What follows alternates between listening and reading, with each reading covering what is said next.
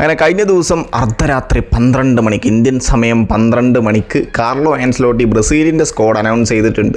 പല അറിയുന്ന ആൾക്കാരും പ്രമുഖരും സൂപ്പർ സ്റ്റാർസും ഒന്നുമില്ല.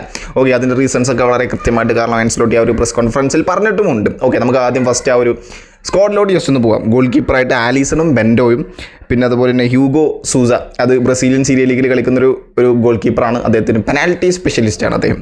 ഓക്കെ, പിന്നെ അതുപോലെ തന്നെ laterals, that means wing back ആയിട്ട് വെസ്ലിയും വാൻഡേഴ്സണും അലക്സാൻഡറും കോയ് ഹെൻറിക്കയും ഡഗ്ലസ് സാൻഡോസും, പിന്നെ അതുപോലെ ഡിഫൻഡേഴ്സായിട്ട് ഗബ്രിയൽ മഹല്ലസും മാർക്കിനിയോസും അലക്സാൻഡറും ഫെബ്രിസിയോ ബ്രൂണോയും, മിഡ്ഫീൽഡേഴ്സായിട്ട് ആൻഡ്രോ സാൻഡോസും ബ്രൂണോ ഗുയിമേറസും കസമീറോയും ജോയലിൻടണും ലുക്കാസ് പക്വേറ്റയും തിരിച്ചു വന്നിട്ടുണ്ട് കേട്ടോ.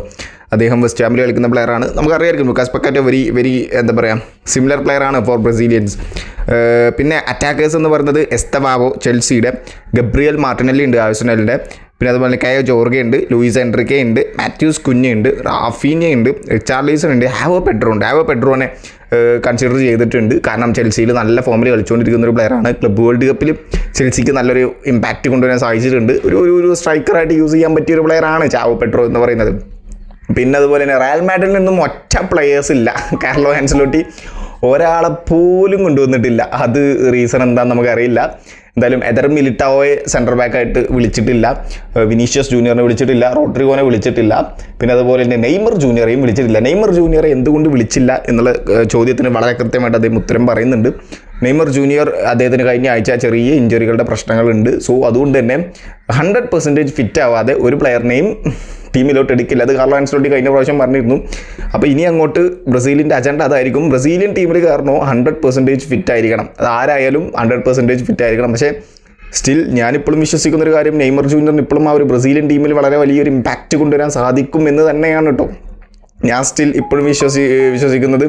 കാരണം വേറൊന്നുമല്ല, നെയ്മർ ജൂനിയർ ഈ ഒരു ബ്രസീലിയൻ കുപ്പായം അണിഞ്ഞു കഴിഞ്ഞാൽ നെയ്മർ ജൂനിയറിൻ്റെ ആ ഒരു ഇമ്പാക്റ്റ് നമ്മൾ കാണുന്നതാണ്. എന്താണ് ആ ഒരു ബ്രസീലിയൻ ജേഴ്സിയിൽ അദ്ദേഹത്തിന് കാണിക്കാൻ പറ്റുന്നത് ഗ്രൗണ്ടിൽ എന്നുള്ളത്, ബ്രസീലിന് വേണ്ടി എന്തൊക്കെ കാണിക്കാൻ പറ്റുമെന്നുള്ളത്.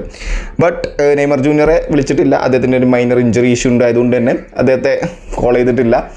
പലർക്കും ഭയങ്കരമായിട്ട് സങ്കടമായിട്ടുണ്ട്, അറിയാം. ബട്ട് ആൻസലോട്ടി അങ്ങനെയാണ് വിളിച്ചിട്ടുള്ളത്. പിന്നെ അതുപോലെ വിനീഷ്യസ് ജൂനിയറിനെ വിളിക്കാത്തത് അദ്ദേഹത്തിന് ഓൾറെഡി ഒരു സസ്പെൻഷൻ ഉണ്ട്. നമുക്ക് ബ്രസീലിന് ഫസ്റ്റ് മാച്ച് സെപ്റ്റംബർ 5 ചിലിക്കെതിരെയാണ്. ആ ഒരു മാച്ചിൽ വിനീഷ്യസ് ജൂനിയർ ഉണ്ടാവില്ല. രണ്ടാമത്തെ മാച്ച് സെപ്റ്റംബർ 10 ബൊളീവിയക്കെതിരെ, അത് ലാപ്പാസിലാണ്. ആ ഒരു മാച്ചിന് വേണ്ടി മാത്രം വിനീഷ്യസ് ജൂനിയർ വിളിക്കാമെന്ന് പറഞ്ഞാൽ ഇതിനെ മുതലാവില്ല. ഓക്കെ, അതുകൊണ്ടാണ് വിനീഷ്യസ് ജൂനിയറിനെ വിളിക്കാതിരുന്നത്. അദ്ദേഹത്തിന് പ്രോപ്പർ അവിടെ റയൽ മാഡ്രിഡ് ലിസ്റ്റ് ആയിരിക്കും. പിന്നെ റോഡ്രിഗോ, അദ്ദേഹവും ഫിറ്റ്നസിൻ്റെ ഇഷ്യൂ ഉണ്ട്, അദ്ദേഹത്തിന് പ്ലേയിങ് ടൈമും കുറവുണ്ട്. സോ അതുകൊണ്ടാണ് അറ്റാക്കിങ്ങിൽ റോഡ്രിഗോയെയും വിളിക്കാത്തത്.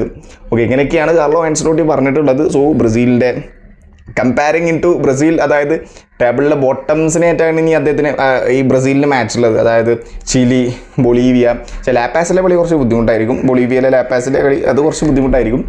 പക്ഷേ ചിലിക്കെതിരെ മരക്കാനയിലാണ് കളിയുള്ളത്. അത് സാധാ നോർമൽ ബ്രസീലിൻ്റെ ഹോം മാച്ചാണ്. എന്തായാലും ബ്രസീൽ ഓൾറെഡി ക്വാളിഫൈ ആയിട്ടുണ്ട്. ഇപ്പോൾ അറ്റാക്കിങ്ങിൽ ബ്രസീലിയൻ സീരിയ ലീഗിൽ നിന്നൊക്കെ കുറച്ച് പ്ലേയേഴ്സിനെ എടുത്തിട്ടുണ്ട്. കാരണം ട്രൈ ചെയ്ത് നോക്കണം. ഓക്കെ, ക്രൂസൈഡോറിൻ്റെ ഒക്കെ ഒരു പ്ലെയറിനൊക്കെ എടുത്തിട്ടുണ്ട്. ഗോളടിച്ച് കൂട്ടിക്കൊണ്ടിരിക്കുകയാണ് ആ ഒരു പ്ലെയർ. സോ അദ്ദേഹത്തേക്ക് ഒന്ന് ട്രൈ ചെയ്ത് നോക്കണം. അങ്ങനെ മൊത്തത്തിലൊരു ടെസ്റ്റിംഗ് ആണ്. അതുകൊണ്ടാണ് നെയ്മർ ജൂനിയറെയും ഇപ്പോൾ ഈ ഒരു മൈനർ ഇഞ്ചുറി വെച്ച് അദ്ദേഹത്തെ കളിപ്പിച്ച് ടെസ്റ്റ് ചെയ്യാൻ താല്പര്യമില്ല ആൻസലോട്ടിക്ക്. അതാണ് അദ്ദേഹം പറഞ്ഞിട്ടുള്ളത്. ആവശ്യമുള്ളവർ വേണേൽ വിളിക്കട്ടെ, വിശദീകരണം വേണ്ടവർ വിളിക്കട്ടെ എന്നൊക്കെയാണ് അദ്ദേഹം പറഞ്ഞിട്ടുള്ളത്. സോ ബ്രസീലിയൻ സ്ക്വാഡ് അനൗൺസ് ചെയ്തിട്ടുണ്ട്. നമുക്ക് നോക്കാം. എന്തായാലും ഇനി സെപ്റ്റംബർ 5 ചിലിക്കെതിരെയും 10 ബൊളീവിയക്കെതിരെയും ആയിരിക്കും മാച്ച് ഉള്ളത്.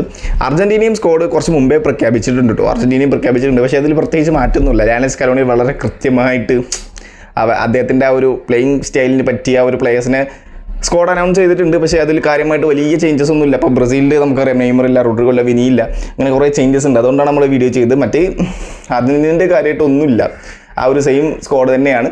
മെസ്സി ഇൻക്ലൂഡഡ് ആണ്. സോ നമുക്ക് നോക്കാം. എന്തായാലും താങ്ക് യു സോ മച്ച്.